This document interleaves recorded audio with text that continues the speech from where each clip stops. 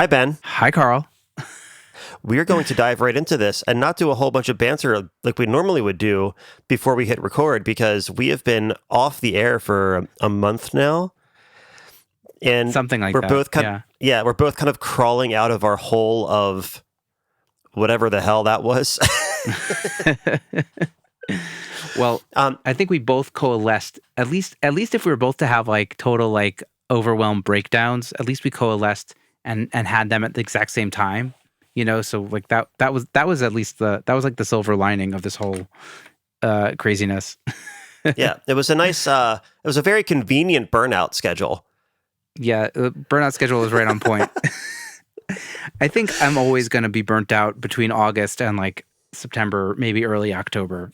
I think that's just like when daycare ends and the Jewish holiday season begins, it's just always a bit too much for me to like juggle all the things. So I don't know. We'll see what happens next year. Yeah. Well, maybe we'll plan accordingly next year. Let's try to. I think that's a good idea. Yeah. So maybe this will be like the beginning of season. I don't want to say season 1. I can't say season 1. Can't say season 2 because it's like 200 and some episodes in. So it would be a very it's like very season long 2 season 1 of like Secret Sonics 2.0. So it's like season 3. Yeah. Okay. Season 3. So yeah, season 3. Yeah, that sounds good. There have been some good like season that. 3s. Some shows. Yeah. Yeah. Don't think Awesome. too hard about that. I'm not thinking too hard about it. I'm gonna stop while I'm ahead. So, Carl, do you want to queue up this episode, or do you want me to? What are you thinking? I would like you to, because I know this was a topic that jumped out at you and you wanted to bring up. So I would love to hear, what's been rattling around your brain. A bit top of mind for a couple of reasons. First of all, I've just had this conversation with an artist I'm working with this week. And also, I was listening to Travis Ferentz's interview with Andrew Sheps, which was great. And Andrew Sheps was talking about how, you're not making your record. You have to always remember that you're making the artist's record. And he's never made a record that was for him. It's always for the artist. And that's how it should be. And I haven't actually, said what this episode's going to be about. But I'll start with the conversation I had with an artist this week, and the artist friend was telling me, like, yeah, I'm sorry if I got carried away with like the revisions. And I said, yeah, no, it's really cool. Like, I don't mind revisions. They don't take me so long, and they always make the end product better. So yeah, I'm like super happy with how the song came out thanks to your revisions. And he was relieved that he wasn't being a dick, and it was just like a great like way to like feel like partners in the process. And so I guess I don't know if this is going to be the title of the episode, but what we're going to be talking about is collaborating with artists and in terms of like revisions, but also just like the fact that it's their song, and therefore they are the hero of the journey, which is kind of your phraseology, if that's a word. Yeah, so that's kind of what I thought about talking about today. Yeah, and I think an interesting nuance, or I don't know if nuance is the right word for this, an interesting, element of that process is also the fact that it's not black and white, right? It's not just like, oh, they are the artist, they are the client, and therefore all of their decisions are the right decisions. 'Cause I personally don't subscribe to the whole like the customer is always right mentality if I feel like the customer is going against their own vision, right? Or they're making decisions that are going to be pushing it further away from the goals that they've already like kind of set. Yeah. And I think the interesting thing that I've experienced a lot, and I hope to continue experiencing, is the fact that a lot of the artists that come to me, or pretty much all the artists now that come to me, they want my 2 cents in it. They want my approach. They want my like problem solving and like my tastes and things. So there's the balance that I'm always having to find, which is, yes, they are the artist. It is their song. It is their vision, but it still feels like my responsibility to help make sure that we're going in that direction, even if it goes against a specific revision or a specific approach that the artist is taking. and that's kind of a heady topic, I think. Yeah. But Well, I mean, maybe that's you what have like a I'm. good example. I don't know if that makes sense, like a story or something like that that happened. Yeah. Okay. So I mean, recently, this is maybe a month and a half ago or so. I was working on a track for an artist that I do a bunch of mixing and additional production for. And one of the things that I do for most of their songs, in addition to doing some uh, like extra percussion layering, is I'm usually replacing their drum sounds, because a lot of times, like when they're for this style of music, they're not using live drums; they're using like electronic drums. And there are some times where the tracks that I'm sent are absolutely perfect to use. And then there are some times where I could see what they were going for, but they just don't have the same experience in drum production that I have. And I see that I almost look at them as like scratch drums in a way. And it's like I could see the breadcrumbs, like the trail of breadcrumbs that their scratch drums are leaving, but I want to make sure that I'm taking it and like really elevating it to a level beyond what they could have done themselves. That's what they are bringing me on the team to do. And I've done probably 7 or 8 songs in this process for this band by this point, maybe even more. But this one in particular, the artist really, really wanted his kick and snare samples in it.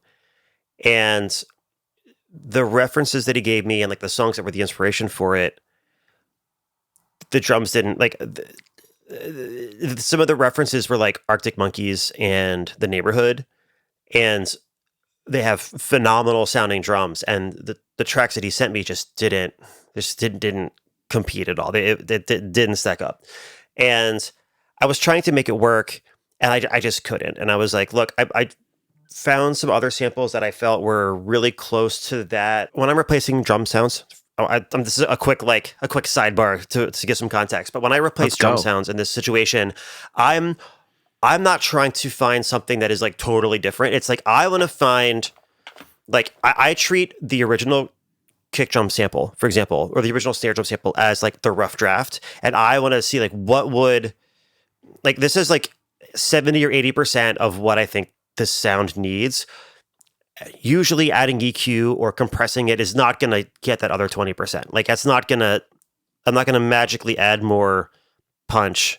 I'm not going to magically add more air if it's not already there. I mean, you can't add air. It's just not going to sound good. It's not going to sound natural. You can't add punch. It's not going to sound good. It's not going to sound natural. It's just like, just go back to the source, right? Find a better Right. source. And in this Right. style of music, I'm not doing live, like Americana, like bands, like I can use samples. I'm supposed to use samples, right?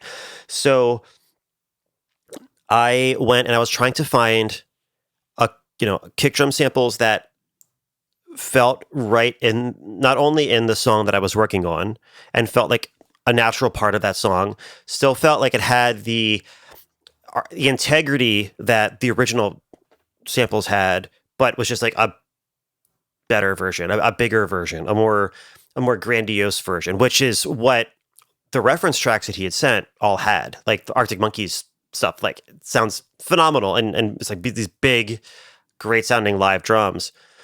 So I was like, I tried doing the best I could with his samples, and like I layered in some along with his, and then like I just kept on kind of pulling his down and pushing mine up the further we got into the mix, because I was just like, they're just not A, like A does not equal B. Like this is just not getting there.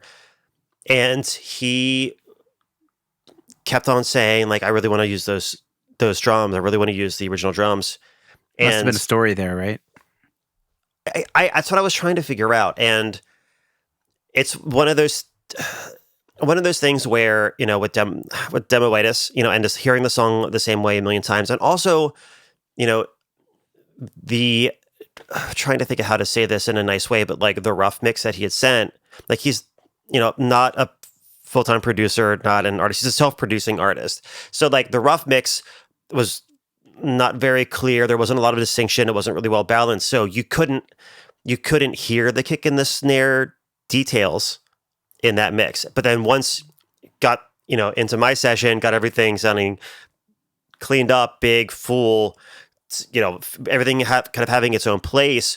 And all of a sudden you can hear all of the little things about the kick and the snare, and you realize, oh, this is not good enough. Like it kind of like, it's almost like it kind of, when you have like a really low res photo, you don't notice the pimples.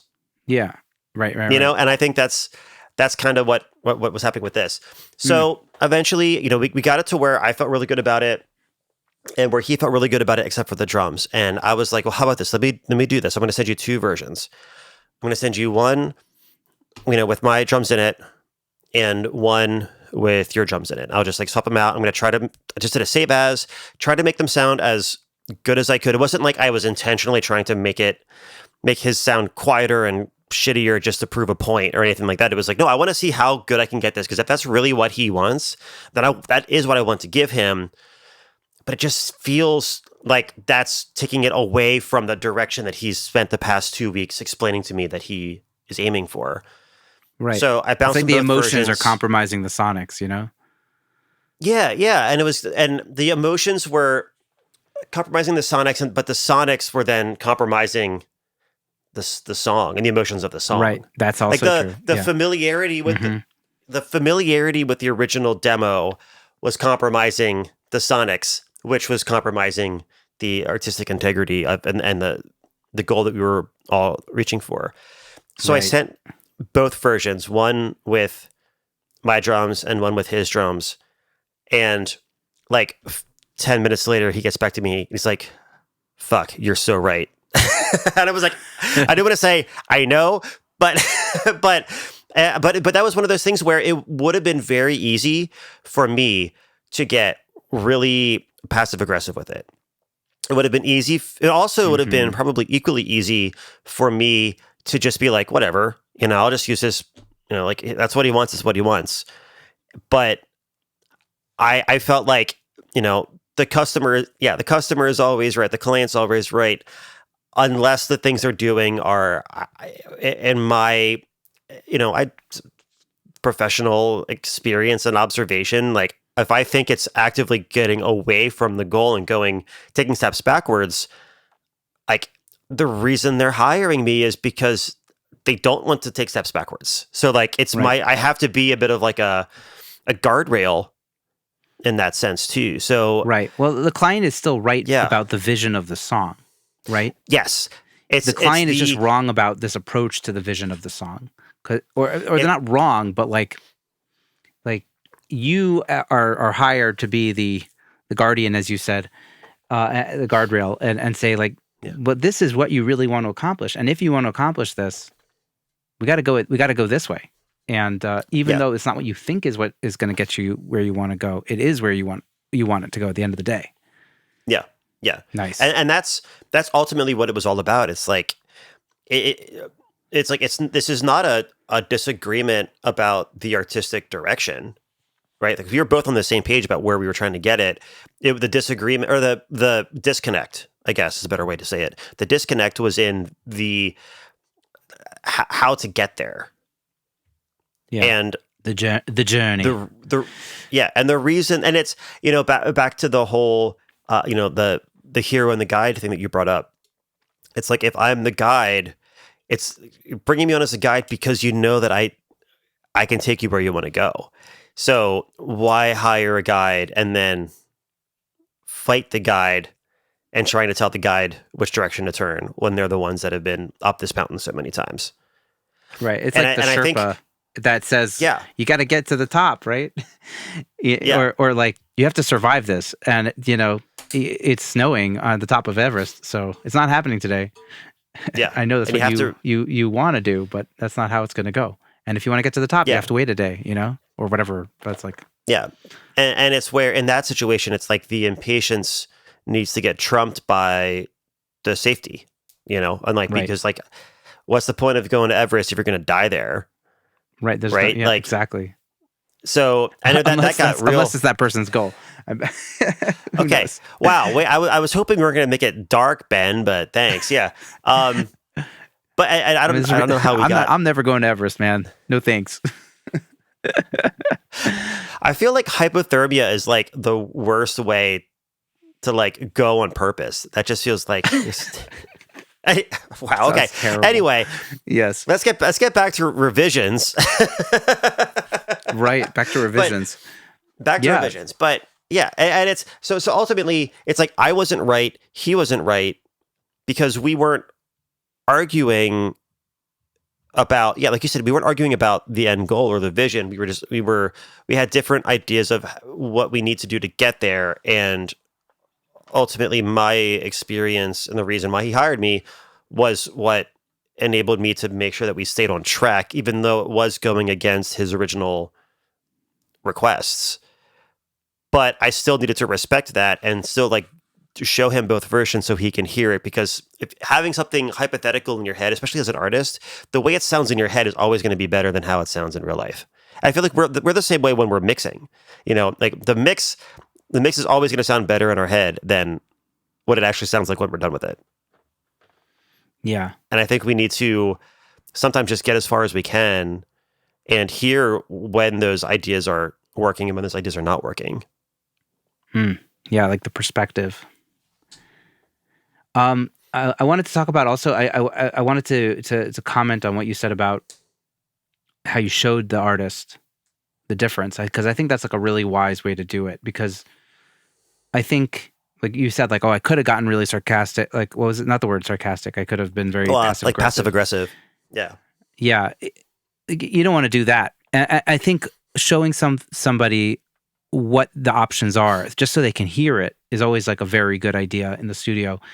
There's the classic thing of, if someone wants to try out an idea and you, the producer, thinks this is a terrible idea, you're better off letting them try it to hear it for themselves. It'll be faster than trying to convince them otherwise. So I think that's also a wise approach. Yeah. If you can't convince somebody, but in a conversation, then you could just show them. Yeah, and you can never compare. You can never compare apples to apples when one of them is an audiophile and the other one is their imagination. Yeah, like you have to hear it. You have to be able to do it. And it's amazing. It's a lot. It's a lot. Yeah. Do you want to? And it builds trust. Yeah. So what's your policy when it comes to revisions and stuff? You don't have a revision policy, right? Well, I don't have a revision limit. I do unlimited revisions. But what I do ask is that they all, like, all of the deciding voices in it, like if it's just an artist, or if it's an artist and their producer, or if it's like a full band, whatever it is, it's like the thing is, I want them to take all of their notes and compile all of their notes together before they send it over. So I want to make sure that you don't have the guitarist to saying turn the guitars up and the vocalist saying turn the guitars down. So I'm having them compile their notes and just like kind of cross-referencing them and making sure that they're all on the same page before they send it over. And then I just ask them to send it over as an email, just so that it stays unread in my inbox until I get to it. And also because then if and when we're texting back and forth, which is what I do with my clients usually anyway, because I become friends with them, I just don't want to have anything get lost in the shuffle. So that's really the main thing. And it's just like that. And I guess like my internal approach to enabling that revision limit to be unlimited. I know I've talked about this before on the podcast, but how I will always just send the first mix at like an 80% mark. And I'll be very clear about it and say, look, this is not like a perfect mix. It's not meant to be. This is just like a ballpark. This is me trying to aim for the 80% mark to make sure I'm in the right direction. So that way I can make, if I'm way off the mark, I can make changes really easily without having to undo a whole bunch of like automation and weird stuff. And by doing that, there are some artists that I do like quite a bit of rounds of revisions, but for most artists, it's like maybe 2 or 3 rounds of revisions, and they're usually there's pretty like the 2-3 minimal. Revision artists, and then there's like the 9-10 revision artists, and there's nothing in between. Yeah. And I don't mind, and I don't really necessarily mind it because I price accordingly. Like I go into it assuming I'm going to do 10 rounds of revisions. And then if they don't, then it's just bonus for me. I'm not getting Right. penalized for their indecision. But also, I mean, it just very more often than not, it's just usually really, really simple, easy tweaks for me anyway. Yep. I'm fully in the box, so it usually takes longer to bounce the session than it does to make that round of revisions. Yeah. So I don't really. I know what you're talking about. Yeah. So I don't. Yeah. It doesn't bother It's me. so funny. It's just. Yeah. No, like when I had this conversation with this artist earlier this week, and I, I relieved him of the fact that like I don't mind his revision notes. I also told him like that's also like I sent you this, like I sent you the first thing to just see if I'm in the ballpark first. Like it's not like I'm going, these things don't take me so long. I'm just like, I'm hedging my bets and just sending you the 80% thing to make sure that I'm in the right ballpark before I like spend all these hours. So it's really pretty easy. You don't have to. Yeah. I mean, again, these are we've both been doing this for years, but eventually you learn how to not waste all your time on these things and it to be kind of become a breeze, Yeah. And I would say, I mean, 4 out of 5 times, 9 out of 10 times that that revisions get frustrating, it's usually more often than not because of the fact that you went too far without checking in. You know what I mean? Like, or most of the time, it would have been resolved if you checked in sooner before diving too deep down a rabbit hole or getting in the weeds, whatever the idiom is for this.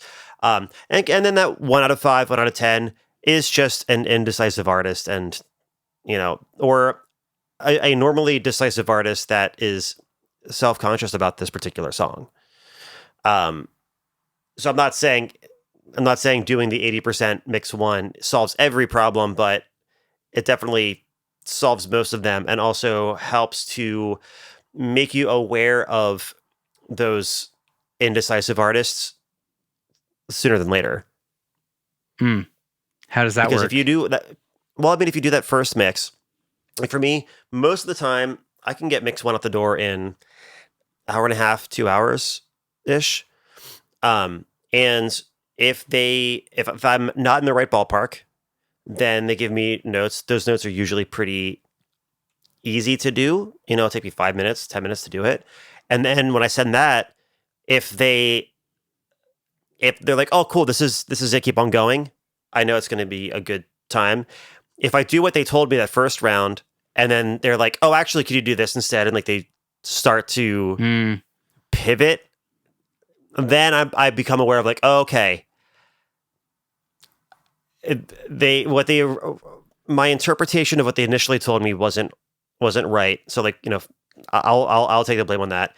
And then when I go and do the things like the specific changes that they want me to make, and they're still not sure about it, then I'm at least aware that, okay, they don't quite have as clear of a vision for this yet, which enables me to be a little bit, I guess, like tread more lightly with the changes that I make. And I try to stay away from any kind of fine-tune tweaks until we get really close to the end.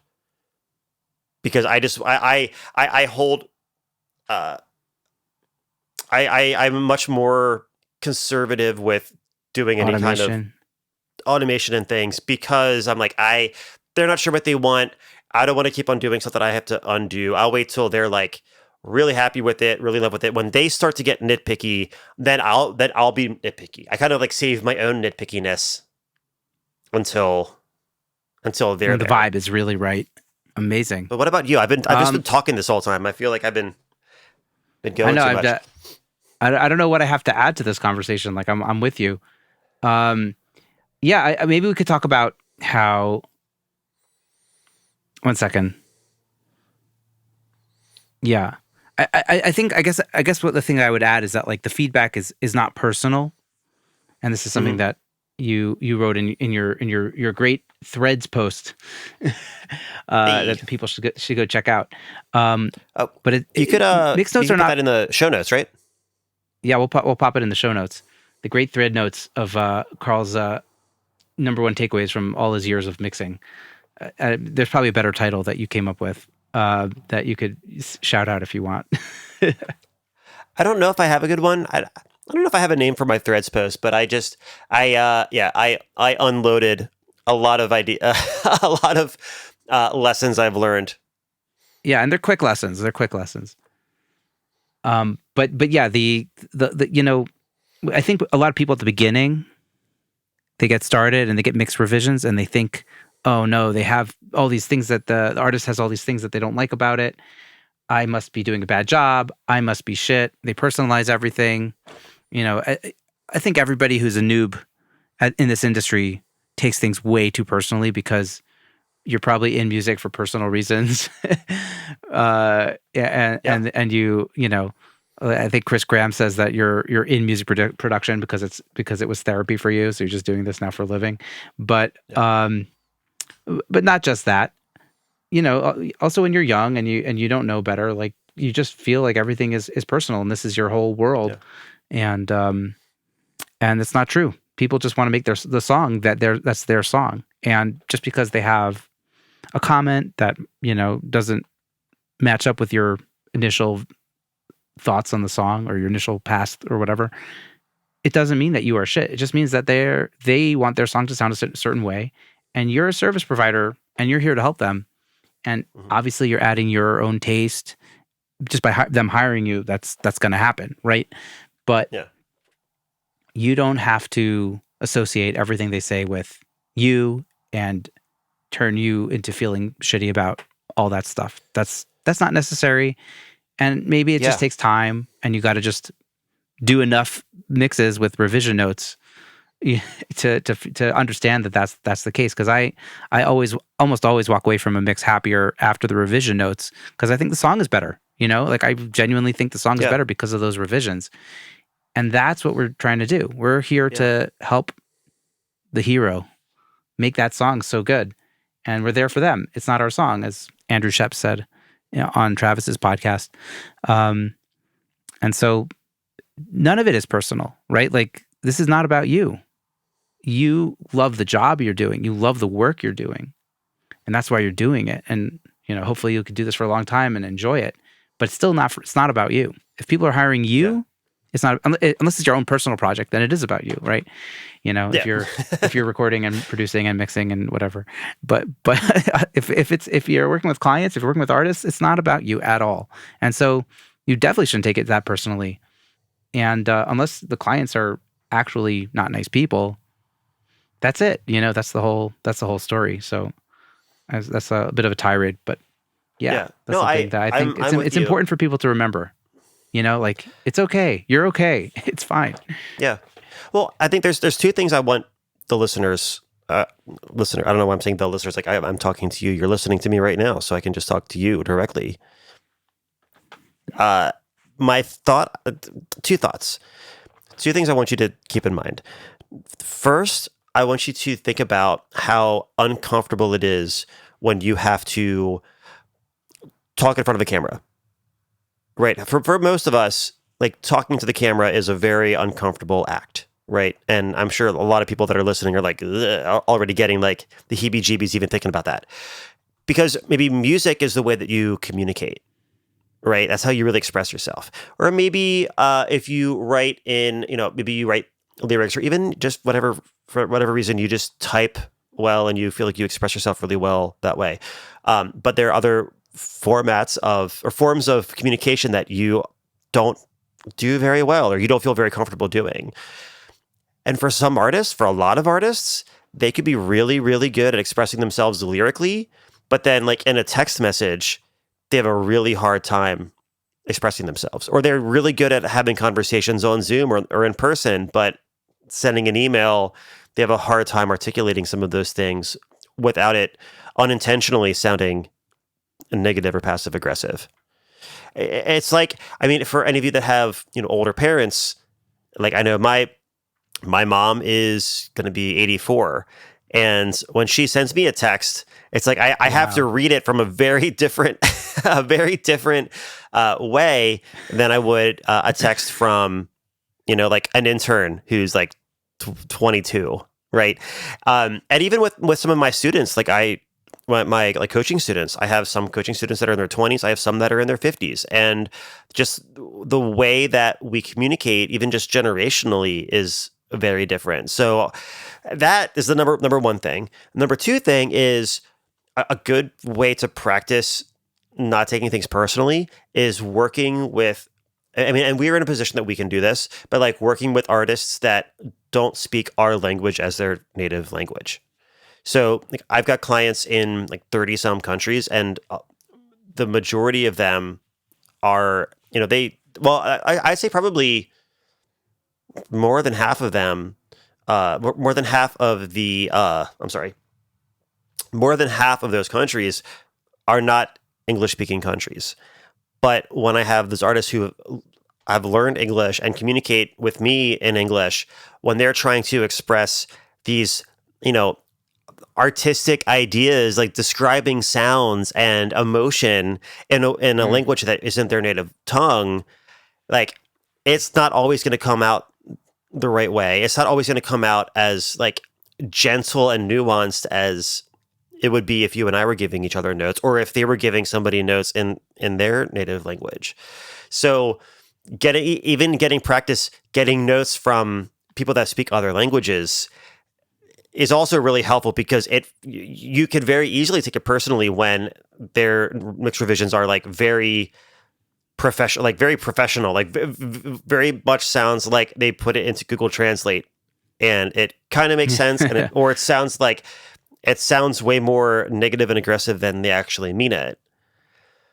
So there are a lot of things, like there's a lot of interesting. There's a lot of like, I guess, context that we have a hard time, I think, remembering when we see these notes. And I think when we take things personally, sure, sometimes it was meant personally because some people are just assholes. I don't know what to say, but I'd say that's very, very rare. I'd say more often than not, there's always going to be a misinterpretation. Yeah, it's a miscommunication or a misinterpretation of the tone, because especially because me saying the same. I feel like we both are really good at seeing the red flags before we get into a project, right? So like, yeah, it's usually doesn't come to that, right? Yeah, and also like, worst case, maybe they just had a bad day, and maybe they're just frustrated with themselves because they don't know how to express their vision. There are so many more possible things that could have been behind those, not fun revision notes than a personal attack on you, or saying that your mixing is garbage, your ideas are bad, your skills are no good. Right. Yeah. Or they're just like super passionate about their vision and you haven't gotten to that vision yet. And so they're nervous about it or something, and they want to make sure that it's up to the snuff, up to snuff that in their heads. Yeah. Is there anything else we missed in this sort of a topic? Well, I would say, okay, I'm going to bring this full circle. I was talking earlier about swapping out kick drum samples because we want to try to fix it at the source, right? Like if it's a vocal take and the take's not good, you can't melodyne it into a good performance. You can make it, into tune, but it's not going to add emotion to it. You have to go back and try it again, or rewrite the lyrics because the lyrics suck, whatever it is, right? And I feel like going back to the source applies to revisions as well. And those revision, the communication and the accuracy of communication, the fluency of communication in the revision stage starts at the conversations you have before taking on the project. And the clarity in setting expectations, not just of what your goals are for mix one, but also what their expectations are for the project, what their vision is. And it's ultimately your responsibility there to ask as many questions as you possibly can to really, truly, deeply understand what the vision actually is. Because the more time you spend, like the more preparation you do in the beginning to understand that vision, the way, way, way less likely that you're gonna run into those issues in the long run anyway. Because either you're gonna nail it way quicker because you know what they want, or you're going to like maybe I'll say it this way, or the red flags and their indecision is going to expose itself in those conversations. Yeah. And it would be better for you to have those revelations, for good or for bad, before you start the project, because then you're prepared for it, and it doesn't turn into a project that just drags on forever because you started the race sprinting in the wrong direction, and now you have all that distance to catch up on. Yeah. And you've gone down the path too long before you could back out of it, hypothetically. Awesome. Yeah. So it's their journey. Figure out what they're trying to go for as early on as possible. Try to match that journey, but always check in. Check in as much as possible. Yeah. And then when you get revisions, don't take it personally. Yeah. And make sure that their revisions also align with their goals, their original goals, because we're the guardrails, we're the Sherpas. So we have to hone them in sometimes. Yeah. I mean, if we want to take that Sherpa analogy, it's like, we have to help them make sure they get to the top of the mountain, but we also have to make sure they don't fall off the edge of, one of the little, cliffside passes. Right. Unless somehow that one fall is going to enable them to fly and like do something totally unique. No, but that's a rare. Way to kill the they have one of those intelligent ending. Yeah, they have one of those like Red Bull wingsuits, and then all of a sudden, like, what the? Oh my God, Ben! Have you seen those? Like, we were so close to tying that up in the nicest little bow. I just need to like shit post our episode. Like, I just need to like, do something a little shitty at the end here we're back, to make folks. us seem like humans. Yeah. Well, we're back. We're back, guys. For better or for worse. Yeah. No, that was great. I think this is a good episode. I think this is helpful and definitely stuff that I think about a lot and have thought about a lot, and maybe wish I knew when I was earlier on. Well, you know what? Better late than never. Better late than ever. Let's go. Yeah. So until next time, Ben, I missed you, and I will continue to miss you, but hopefully I won't miss you as long as this last time. I hope so too. We're back at it. Hopefully I won't have to miss you. It'll just be like a week, and we'll just it'll be chill. Yeah, I can handle that. I can handle not being around you for a week. Let's go. Let's aim for that. I'm kidding. I'll miss you. So you're the man. I appreciate you, and bye, Ben. But yeah, I'm still waiting for you to say goodbye though. So because that's your job to close out the episodes. Oh, it must have just frozen. I did that. It must have just froze.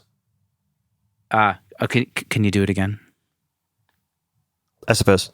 Yeah. So Ben, you're the man. I appreciate you. Glad to see your face. And bye, Ben. Bye, Carl.